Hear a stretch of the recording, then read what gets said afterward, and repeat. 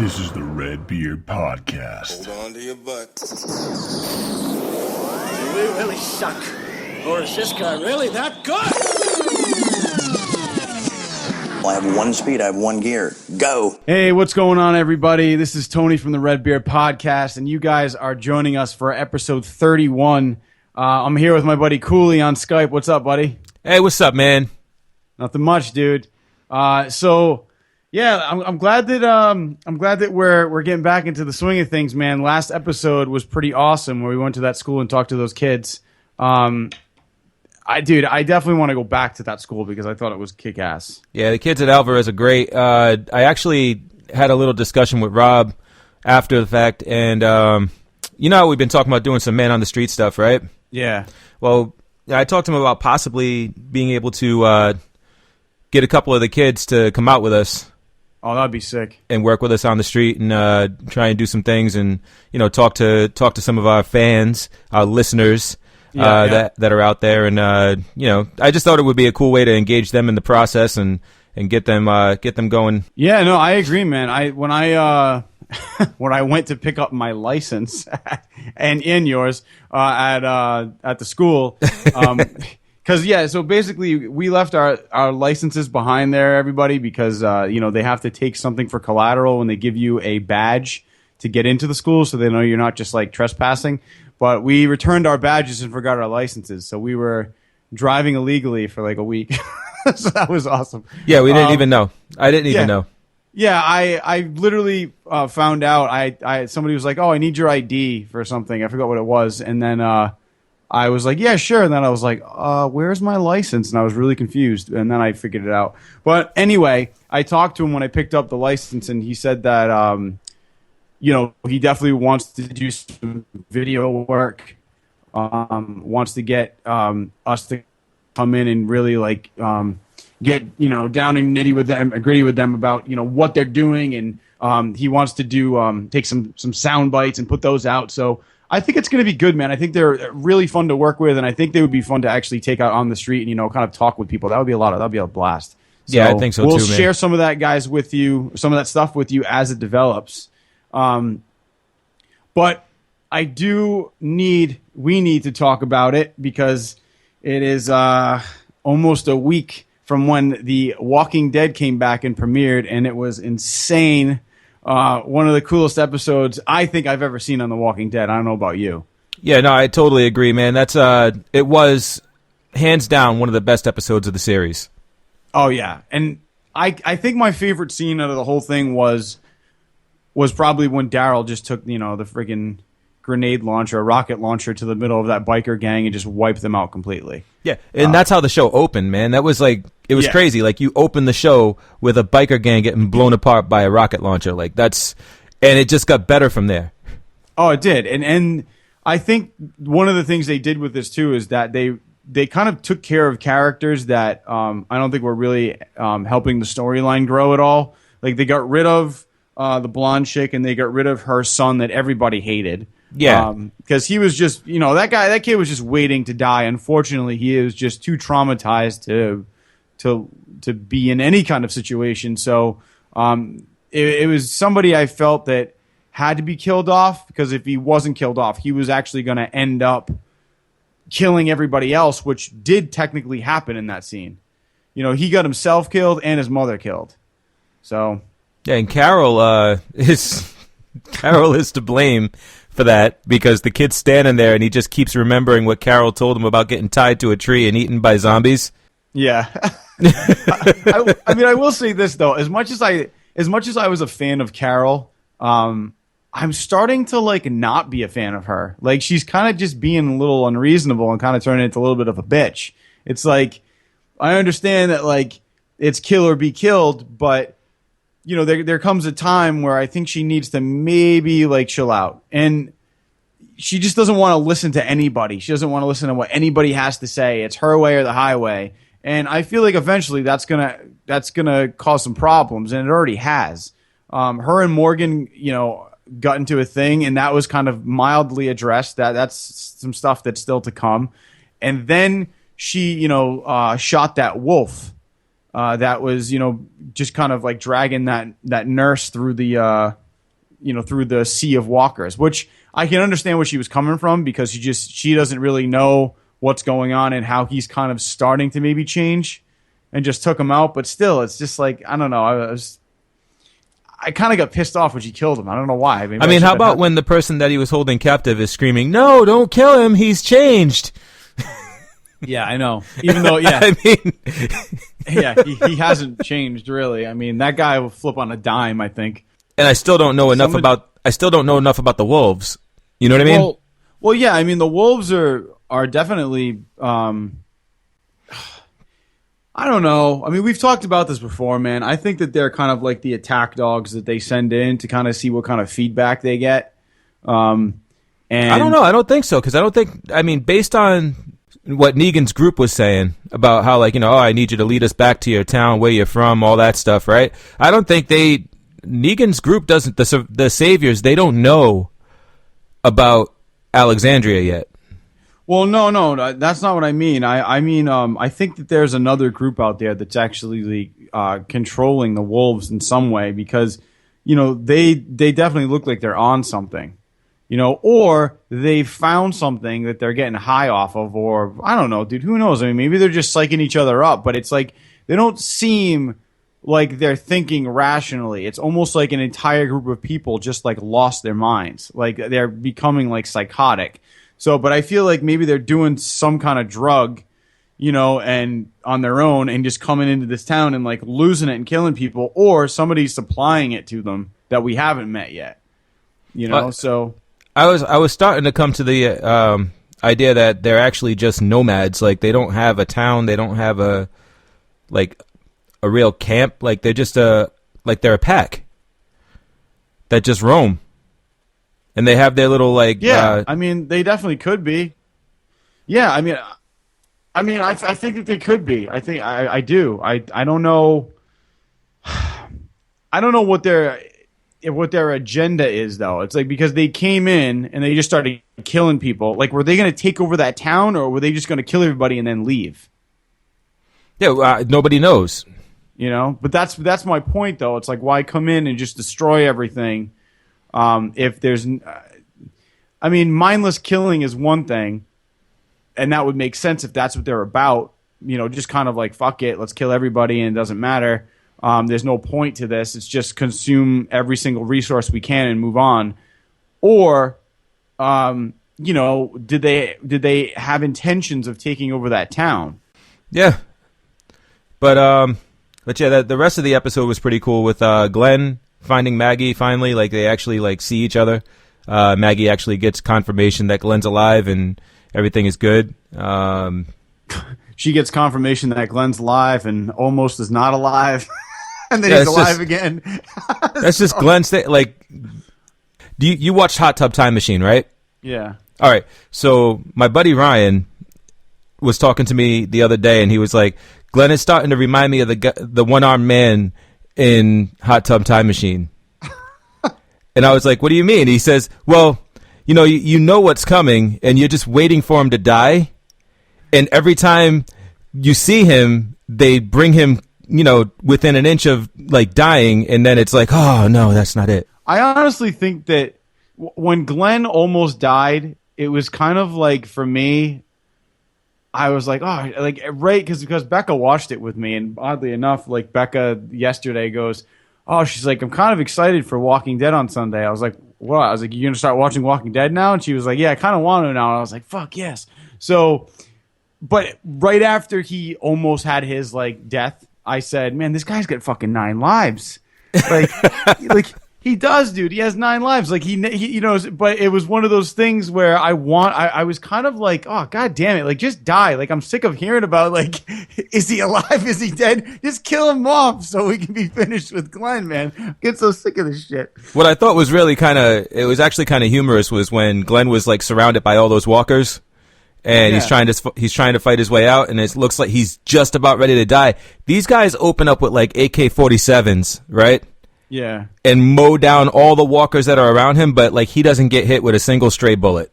Yeah, I mean, you're talking about AK-47s, but they I thought it was interesting that they didn't hit him, considering how mushy like the walker's flesh is. Yeah. Like, it didn't go through them at all. Like it's like, okay, but the other thing that I thought was a little dumb too was, what did God, what's his name? The redheaded guy. I'm so bad with names, dude. The guy who fired the AKs. Abraham. Yeah, Abraham. Thank you, Abraham. What did he say after he shot them and like you realized like Abraham like saved the day? He was like, "I got you, man," or something stupid like that. Like I literally laughed out loud when he said what he said, because Glenn is so far away from him that he never would have heard what he said anyway. So in like retrospect, I wanted him to be like, "I got you, man," and Glenn's like, "What?" Say that again. Yeah, I didn't hear you, because he kind of said it under his breath. He's like, "I got you, man," or whatever he said. But, Maybe he was saying that for his own benefit. Yeah, maybe he was, but Maybe he was like, yeah, I'm that kind of guy. He's like self-affirmation. You know what I mean? And wake up in the morning like, today is gonna be a good day. yeah. I'm handsome.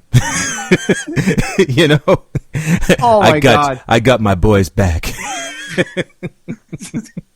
And let's talk about how Carl finally lost his eye. We were waiting for that to happen. How Carl lost his eye? He completely just lost his eye. Yeah, it was great. I mean, I knew once that what's his when oh God, I am so sorry, guys. I can't remember anybody's name. So much stuff going on this week. Ron? Michonne. Oh yeah, when she stabbed Ron. I was like, okay, like that's cool that she killed him, but it's a second too late. Like I already knew his eye got taken out like right before they showed it. So. Oh yeah, because we knew it was coming though. Yeah, we knew it was coming. I don't understand how you get shot in the eye and it doesn't kill you. Like, don't when you get shot in the eye, doesn't that go through your eye into your fucking brain? Like, I don't know, that didn't make any sense to me. I don't know, man. I don't know. It's a thing that happened in the comics, and in the comics I questioned it, but I mean, a lot of the stuff that happens in these stories, it's all about progressing the character, getting the character to a certain point, and the suspension of disbelief and all that stuff is like, I don't know, it's just something that we have to do. Like in this, in this particular instance is one of those instances where the ends justify the means. Like we know that he gets his eye shot out. How he survives that, how that is something that is even survivable. I mean, I just kind of got to put that on the back burner because, like, now it's just we have a disfigured Carl, and he's got to learn how to deal with that in the post-apocalyptic world where your looks don't really fucking matter anymore anyway. You know what I mean? No. But like, he's got to adjust to that because he's used to having his own face, and now he doesn't have that anymore. You know what I mean? Yeah, it's going to be kind of shitty when, what's his face, that girl meets up with him and she's like, Carl, you know what I mean? Just like, oh, I missed you. Oh, shit. What happened to Ron? Oh, I guess I'll always be looking at one eye. So it's just, I don't know. It was just interesting. And I love how Rick, it kind of made me laugh though. I like how Rick, you just see it in his face. He's just like, fuck everything. And he walks out and just starts taking out walkers. But I like how everybody just kind of teamed up, but very unrealistic that not one of them got bitten. Like no one got bitten. Like, okay, a little unrealistic. Yeah, but your boy went out there and represented though, Eugene. Yeah, Eugene did. Yeah, finally. I like how that other chick called him out though. Yeah. He's like, wow, Rick, and I'm going to go out there. She's like, all right, cut the shit. She's like, we know you're not going to do anything, but thank you. Yeah. But then he went out there and actually held his own. She's like, yeah, you don't have to say that you're going to do stuff, right? Yeah, I know. Just do it. Just kill people. So that was an exciting episode, right? Lots of stuff going on, screaming, gunshots, like all kinds of like mayhem, right? Yeah, definitely. It was a pretty loud episode, and apparently in Great Falls, Montana. Yeah. Right? There was a family watching The Walking Dead during the premiere, and police received a 911 call from a neighbor who said that she heard screaming from a house about someone having a gun. And the officers responded to a disturbance possibly involving a gun. So they surrounded the house. Like, police literally, like, flew out there, surrounded the house, like, in force. We, like, a quote from the Great Falls Police Department sergeant was, "We had a whole bunch of guys on that one." Upon arrival, officers heard loud talking from inside the home, and officers then observed 2 adults and several children watching a show about firearms. With 2 Show about firearms. with 2 windows open near the TV. And then, according to the police, the windows open and watch the show. And according to the police, the family was watching the mid-season premiere of AMC's The Walking Dead, a drama about a group of survivors in a world overrun by zombies. The 911 call notes did not include a statement from the family. So we don't know, like, what the family had to say about being surrounded by police. But I'm sure if they're watching The Walking Dead, then they're probably like us, and they probably found it pretty fucking funny that that the police are surrounding their house because they're watching The Walking Dead. I think it's really funny that you're like, oh, that was a good episode, and then you're like, oh shit, like there's cops out. like you just see somebody get, like, a bunch of walkers getting mowed down by an AK-47. Then you look out your window and you see somebody with a gun aimed at you. Yeah, it's like wow, this is like a really immersive show. I didn't know I could get this fully immersed in a TV show. This is amazing. Is this 4D? Man, this is 5D. AMC's really kicking it up a notch. It was kind of like a fourth wall break, right? Oh, it was awesome. Which, you know what I'm setting up right now, right? I know what you're setting up. You're setting up a Deadpool reference. Yes, I am. Yeah. Woo. Deadpool. Dude, we've already talked a little bit about Deadpool in one of our most recent podcasts, but let's just talk about it because now everybody's pretty much seen it and we're not going to spoil anything. And if we are spoiling something, then you've been waiting too fucking long to see it. So it's probably one of the best Marvel movies I've seen. It trumps the Avengers. It trumps everything for me. Yeah, I mean, I have that ranked amongst my top 3. I mean, Guardians is definitely still my favorite. Mm-hmm. You know this. Winter Soldier is my second favorite. Then I gotta put this, like, after that, only because, you know, I'm a huge fan of Deadpool, and I think they got it right. Like, this, for me, movies is all about getting the source material right and understanding the source material and bringing it and translating it correctly, and it couldn't have been done better. Yeah, and from what I've heard about Deadpool, I mean, I wasn't a huge fan of the comics. I have read a couple, but from what I've read and from what I've heard and talking to you about Deadpool, I mean, Ryan Reynolds, like, nailed it. Like, nailed the character to the T. Yes. This is exactly what Deadpool is supposed to be. One of the other things that I really like and respect about him is I think when he went into Wolverine Origins, I think that he was, you know, it was a role. You know, like, it was a role that Ryan Reynolds was offered, and he took it. I don't think that he knew exactly what they were going to do with Deadpool. You know what I mean? As an actor, you kind of just get hired, they give you a paycheck, and it's the director's vision. And the version they had of Deadpool upset a lot of the fans, and they were like, this is bullshit. This is not Deadpool. Like, what the hell are you guys doing?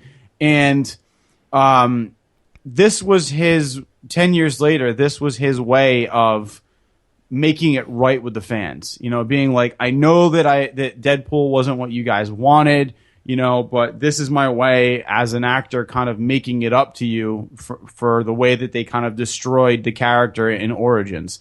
And I like that they made fun of that. And I like that they poked fun at that too. I mean, that was cool, you know, and I think the fans respected that as well, that they kind of took the time to crack on it. Yeah. Yeah, and it like the coolest thing about that, what you're saying is that so yeah, he had no idea what they were going to do with the character. He comes out, he does the role. He as Wade Wilson, he's loving it. He's doing his thing. He's being Ryan Reynolds, who basically is the perfect vehicle for Deadpool. He is the perfect embodiment of this character. Yeah. And he's being Wade Wilson and he's loving the job, and then all of a sudden they sew his fucking mouth shut and the character just becomes he's got laser eyes, he's got friggin', swords popping out of his arms like Baraka. He's just, and he's saying, what the hell is this? This isn't what I signed on for. So when it's all said and done, he's like, hey, I want to do the character right because I know this character and I love this character. And so he goes out and he starts his wave of promotion. He starts rallying the studio to try and do this movie, and they keep shooting him down. So he gets he actually goes out and he gets writers, and he gets the guys that wrote Zombieland. And I don't know if you've seen that movie, but Zombieland was fucking awesome. So he goes out, he gets those guys, and he's like, can we get this movie written? They love the idea. They write the movie. He pitches the script again, and they're just like, Fox Studios is like, no, we're not going to do it. Then he goes and he fucking gets somebody, he gets a director attached, Tim Miller. Can we do this movie? No, we can't do it. He's telling him, hey, look, we don't even need a big budget. Can we do it? No, you can't do it. So what he does is he goes and he puts this trailer together. Mm-hmm. Right, and you saw the trailer. I showed you that, and it was awesome. Yeah, and we laughed about it when we saw it. But the reality is that he went out and he paid a good chunk of money out of his own pocket to the guys that I can't remember the name of the studio that did it, but it's a game studio, and they basically redid Halo 2 from beginning to end, all the cinematics, and it looked amazing. So he hired those guys and was like, hey, we have this bit of script that we want you to turn into, a CGI movie. And it's a little 2 to 3 minute CGI clip of Deadpool doing his thing. And they released that online as a leaked trailer, quote unquote. And, fans' reaction was so strong that the studio had to move ahead with this movie. Mm-hmm. They had to do it. Their hands were tied at that point because they knew that if they didn't, there would be hella backlash from the fans, right? Because now you have this thing there that exists, and they could not deny how fucking awesome it was, right? So from there we finally get rolling on production, and it takes this guy 10 years to do this shit. That's a labor of love, man, and you can feel the love from beginning to end in this movie. There was no part of this movie that you watch and you're just like, oh, that didn't belong there. Everything belonged. And there's not many movies out there that do that or can say that about what they're doing. And the only other studio that can match that right now is Marvel. No, I agree. I mean, I think that the studio was stupid to kind of make him wait so long, but in the long run, I think making him wait so long is what made this kind of turn out to be what it did. It forced him to kind of really take the character seriously and do all the right promotion. I mean, because if the studio turned this down several times and they finally okayed it, I think, Ryan Reynolds wanted to make sure that the promotion was over the top so that people were going to come out and see this. And they pushed the envelope with everything too. It really didn't hold back any punches when it came to making fun of the director, making fun of the producers, the editors. I mean, they were doing that within the first 30 seconds of the incoming credits. Right. It's directed by some douchebag, edited by some snob asshole. Everybody was loving that. So to make fun of everything and make it a rated R movie and include the violence, include the sarcasm, just include the little bit of sex we saw. And, it was just that is what Deadpool is. And Deadpool is extremely vulgar, and he's going to talk shit. And, he's going to tell people to fuck off because that's who he is. And I like the fact that it broke records. I mean, it was the only rated R movie to make that much money in one weekend. Yeah. and that kicks ass, you know. And this is definitely, anybody who has seen this movie knows that it's going to be a franchise. Like it's going to turn into other movies. Like Deadpool is not going anywhere, because people are going to want to see more of him. Yeah, absolutely. And he even you know, kind of gave a little you know, a little bit of a taste to us, because when you and I went to see the original screener, like the advanced screening before it was released, the ending scene, spoiler, too bad, the ending scene was you know, after the credits, he came out and it was a shot for shot, you know, image or a shot for shot of Ferris Bueller, the end of Ferris Bueller after the credits, where he's like, "You're still here? Like, you know, go. There's nothing else. Go home." Like, he basically made fun of that, wearing the same robe, same shot, same wallpaper. It was brilliant. Then he, like, right when you think he's going away, we went to see the movie the second time, and the clip goes on a little bit longer, and he talks about, you know, we don't know if there's going to be a Deadpool 2 yet. He's like, but these are the people that we've talked about casting and characters and so forth. So people are like, oh shit, like there's going to be more to come. So it was cool to hear that. Yeah, and like it's interesting because that was the first ever after credit scene, wasn't it? The Ferris Bueller movie. It might have been one of the first, but I know another famous one is at the end of Adventures in Babysitting. There's a guy, basically he's still on the edge of a building, and that was like, I think it was either, those are very, very early ones that were ever done. Yeah, and the fact that Ferris Bueller is another famous fourth wall breaking character. Yes. Like, and the fact that it's, you know, one of the first movies to ever have a stinger at the end. Incorporating that, it was brilliant. Like, there was so much brilliant shit that they did that the comedy was, I don't know, man. Like you're a comedian and an actor, and you can attest to this. I mean, like, the comedy to me was just, it wasn't just shock comedy, like, because it could have been. It could have just been slapstick shock comedy, and like there was some of that in there, but a lot of it was super, super smart. Well, yeah. I mean, the comedy was brilliant. I mean, and you had T.J. Miller in there, who I really love T.J. Miller. I've loved his stuff for a long time. I think he's a great stand-up comedian. I love him in Silicon Valley. I think he's a great actor, and he really added to kind of like the whole flavor of this movie with his sarcasm and improv. It was some of the stuff was clearly improv, and it was confirmed that it was improv. Worked really well, and I also really like the fact that you pointed out that Ferris Bueller was one of those movies that actually was one of the first movies to break the fourth wall. Like, I didn't even think of that until you said that. Like, that actually makes a lot of sense as why they chose that. Right. So, I mean, it was brilliant that they chose to do that.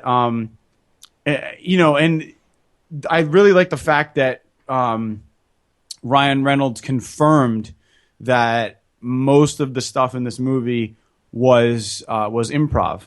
Because there was stuff that was in the trailer, man, that wasn't in either version of the movie that we saw. Like where he's talking about, you know, what his face looks like. Like in the movie, he was like, "Oh, you look like an avocado that had sex with an older avocado." But then there was one that he never said in the movie that was in one of the teasers, and it was like, he was like, "You look like the inside of other people's assholes."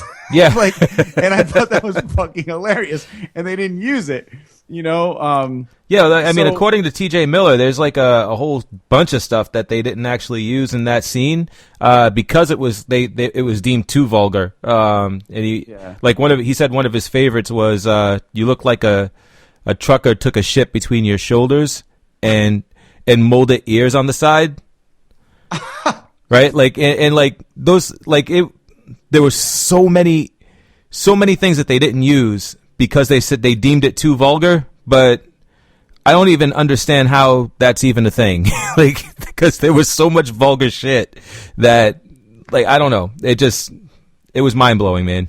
I think one of my favorite lines, and it's funny because you and I laughed at it, but a lot of people didn't laugh at it in the theater. It's when, like, he goes on his killing spree, and there's one part where he's running through like this laundromat or basement. He goes, "Where's fucking Francis?" Yes. Like, I thought that was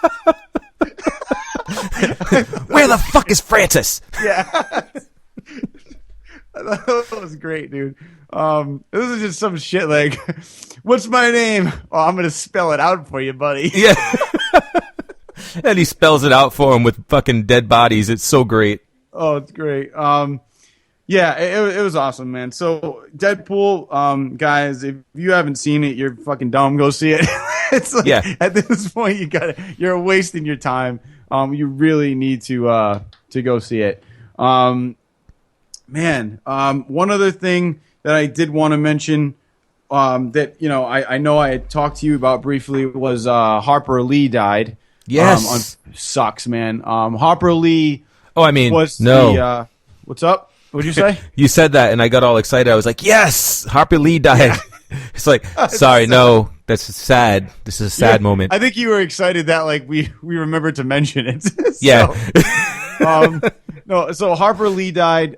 She was 89 years old, and if you don't know who she was the author of To Kill a Mockingbird as well as Ghost at a Watchman. So she was definitely somebody that I respect as an author, because the book that she wrote was way ahead of its time. I mean, it was written in the 1930s from the point of view of a young girl named Scout. And you're seeing everything through her eyes. And basically, I mean, she addressed issues such as racism and rape, things that hadn't been talked about yet. So the book was kind of shocked a lot of people.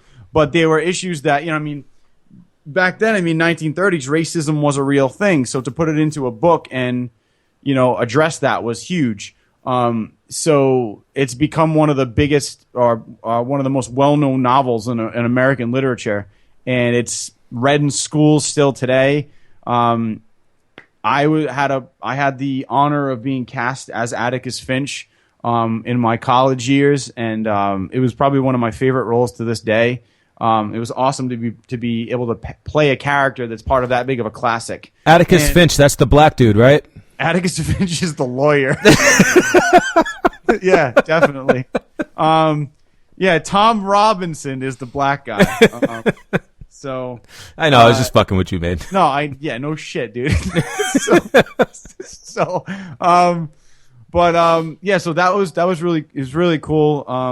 That I got to be a part of that, and also her second book, Ghost at a Watchman, actually just came out last year, and she waited 55 years to publish that second one. And the interesting thing is that Ghost at a Watchman was written before To Kill a Mockingbird, but her publisher had read both and said, I don't think that you should release this one. I think you should write a sequel to this, and that's the one they published. So Ghost at a Watchman was actually around before, but it was just kind of like locked away in a drawer. And I'm glad that she published it like a year before she passed away. That was cool.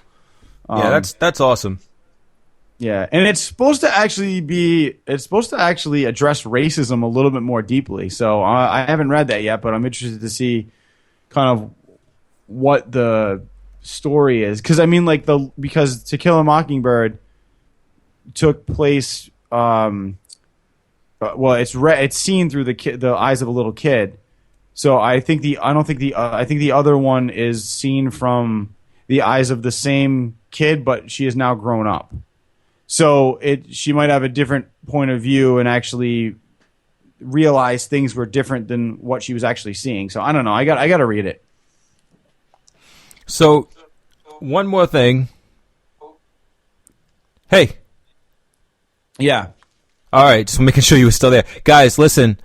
We are using Skype right now, and Skype is being a little bitch. So I'm having a hard time with the audio here, and I know that was really weird when I was like, "Hey, you still there?" Yeah, it's kind of like doing weird things. Like some words, like if you were to say, "Are you there?" it would be like, "Are you there?" Like stretches about. It's weird. Yeah, it's like weird EVP shit. Yeah. So nice. Michael Keaton. That was a good movie, bro. It was okay. I thought it was good. Yeah, I thought it was weird, but it was good. It was weird. So there was one more thing here because I just got to toot my own horn. When we got a chance to watch Lucifer a while back, and we were talking about how great it was, and I was like, dude, yeah, I'm afraid it's going to get canceled, though. And you were like, why? And I was like, because people are going to protest against this shit. And you're like, no. Well, people are protesting against this shit. I just thought it was hilarious because I was so sure it was going to happen, and it's happening. 1 Million Moms, a group, an organization, by the way, which does not have 1 million members. They just like to make themselves sound really intimidating by calling themselves 1 Million Moms. You know what it is? It's actually 5 women sitting in a house eating bread because Oprah said it was okay. Yeah. That's basically what it is. Oprah likes bread. Yeah. Fuck Oprah. Hate that commercial. So this group is boycotting several organizations that sponsor the show Lucifer and Fox. Basically, they started with Olive Garden and have recently moved their focus to Tiffany's. And I'm sure Tiffany's is like, oh, shit, 1 Million Moms is not going to buy our diamonds or silver. Our jewelry is fucked now. Like, I don't think they care. I'm going to be honest with you. I don't think they give a shit. But they're being boycotted because 1 Million Moms thinks that Lucifer is painting the devil in a positive light. Oh, give me a break. Right. I mean, I have a message to 1 Million Moms and anyone else that thinks this is awful. I told you when we watched the show that I had a level of feeling uncomfortable about how I was rooting for the devil, right? Yeah. I have since changed my thought on that. And it's like, so you're a Catholic, I'm a Catholic. We know the Bible. We know about, our feelings about religion, right? And I'm not trying to force my views on anybody else, but if you know anything about the Catholic religion or just Christianity in general, is that God is supposed to be a forgiving God, right? Yeah. And he's supposed to offer forgiveness for anyone who seeks it, right? Right. And I think even if the devil himself asked for forgiveness and realized the error of his ways and wanted to do good, I don't think God would hate that. You know what I mean? Well, yeah, and here's the thing. I mean, I don't understand. I think that these fucking bitches that are protesting it haven't watched the show. Because if they watched the show, they would know that the constant battle is that you have like another demon coming up from hell telling him to come back to hell and actually rule as, the devil.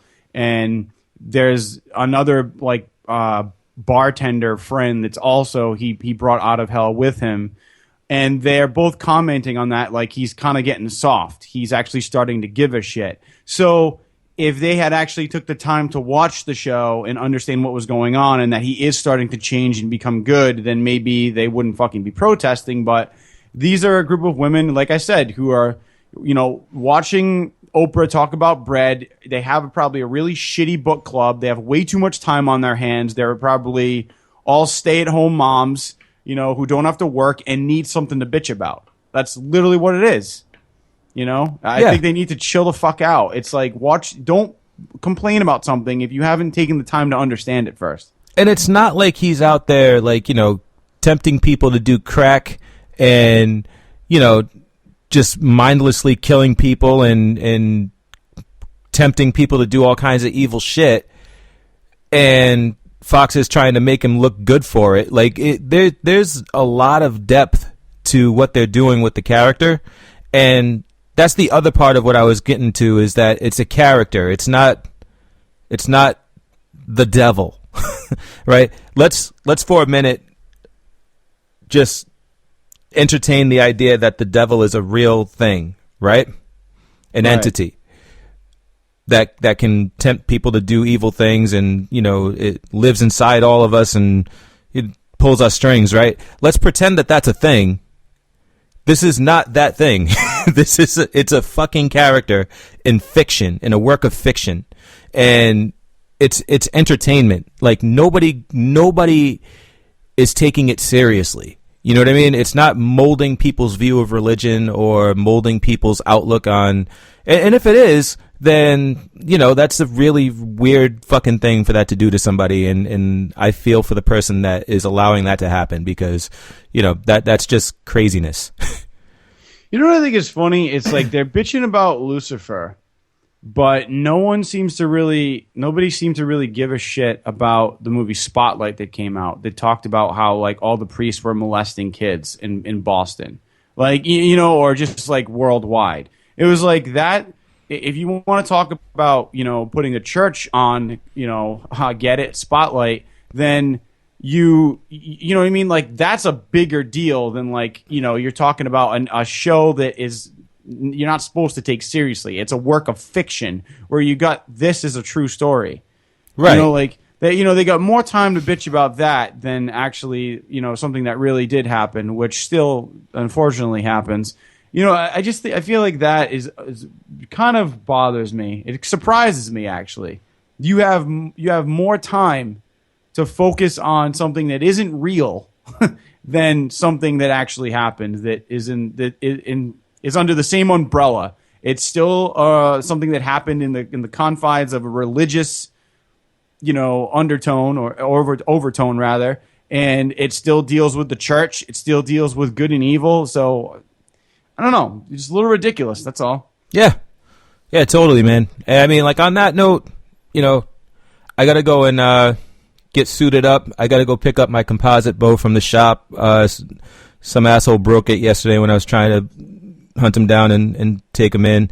So I'm gonna go get all my shit and go fucking fight some crime tonight. Because that's how I live my life, brother. Yeah, man. Good luck with that. I like it. Like, maybe I'll see you next week for the podcast. So, oh man. Well, on that note, guys, as always, we love doing the show for you. You know, next week we will have yet again another episode coming out on Fridays.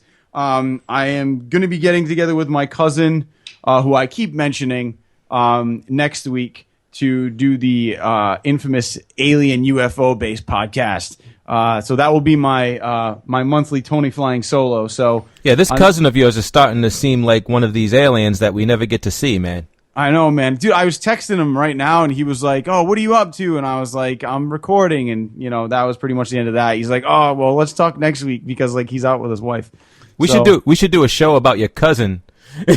Yeah, just talk shit about him. No, like it was a UFO episode, like just like sightings and. So, yeah, you know what I'll do? I'll record the podcast and then I'll release it, and it's just going to be me talking. I'm like, no, I swear he was here. How did my mic not pick it up? We took pictures, but now he's not seen in the pictures. So I don't know what happened. Is that an orb? Yeah, you know, right? It's an orb, dude. So, all right, guys. Well, we will catch you next Friday, and everybody have a great weekend. Go out there and get drunk or do something fun. Yeah, like us, friend us, tweet us, send us messages, say hello, stop by the house. Definitely watch Walking Dead with the windows open, too. Call us. Later. Bye.